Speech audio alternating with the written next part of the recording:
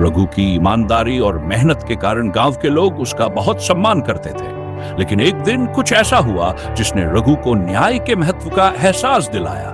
गांव के पास के जंगल में एक अमीर जमींदार का गहनों और पैसों से भरा हुआ थैला खो गया। जमींदार ने गांव में आकर घोषणा की कि जो भी उसका खोया हुआ थैला ढूंढ कर लौटाएगा उसे इनाम मिलेगा। कुछ दिन बाद रघु को जंगल में वही थैला मिला। उसने तुरंत थैला उठाया और जमींदार के पास ले जाकर सौंप दिया।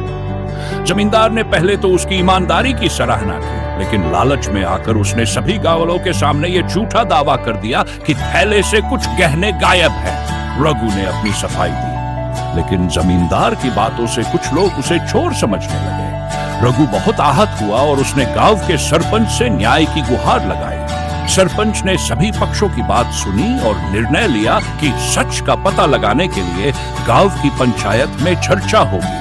पंचायत में रघु और जमींदार दोनों को अपनी बात रखने का मौका दिया गया। सरपंच ने रघु से पूछा, क्या तुम्हें थैले में से कुछ निकालते हुए किसी ने देखा? रघु ने निडर होकर जवाब दिया, नहीं, मैंने थैला वैसा ही लौटाया जैसा मुझे मिला था। फिर सरपंच ने जमींदार से पूछा, क्या तुमने इस थैले को खोने से पहले गहनों की गिनती किसी को बताई थी? जमींदार कोई जवाब नहीं दे पाया।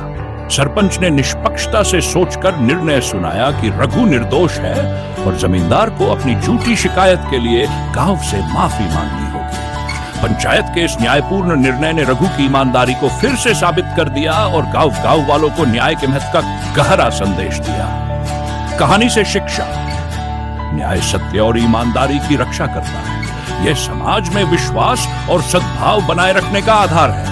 बिना न्याय के समाज में अराजकता और अविश्वास का माहौल बन सकता है।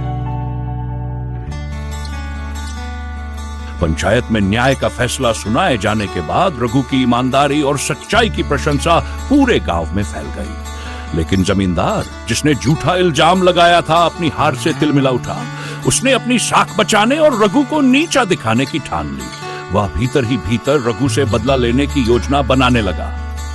कुछ हफ्तों बाद जमींदार ने रघु को फिर से फंसाने के लिए एक और चाल चली। उसने अपने एक नौकर को पैसे देकर रघु के घर के बाहर रात के अंधेरे में चुपके से कुछ गहने और पैसे रखवा दिए। अगले दिन गांव में यह खबर फैला दी गई कि जमींदार के घर से कुछ और गहने चोरी हो गए। जमींदार ने पंचायत को बुलाकर फिर से रघु पर चोरी का आरोप लगाया। गांव वालों के बीच दोबारा चर्चा शुरू हो गई। कुछ लोग रघु की ईमानदारी पर पहले से विश्वास करते थे, लेकिन कुछ लोग जमींदार की संपत्ति और प्रभाव से प्रभावित होकर उसके पक्ष में बोलने लगे। पंचायत ने रघु को बुलाया और पूछा, क्या यह सच है कि तुम्हारे घर के बाहर गहने पाए गए हैं? रघु ने आश्चर्य और दुख के साथ कहा, मुझे इस बात की कोई जानकारी नहीं है कि ये गहने कैसे मेरे घर के बाहर आए। मैं निर्दोष हूं।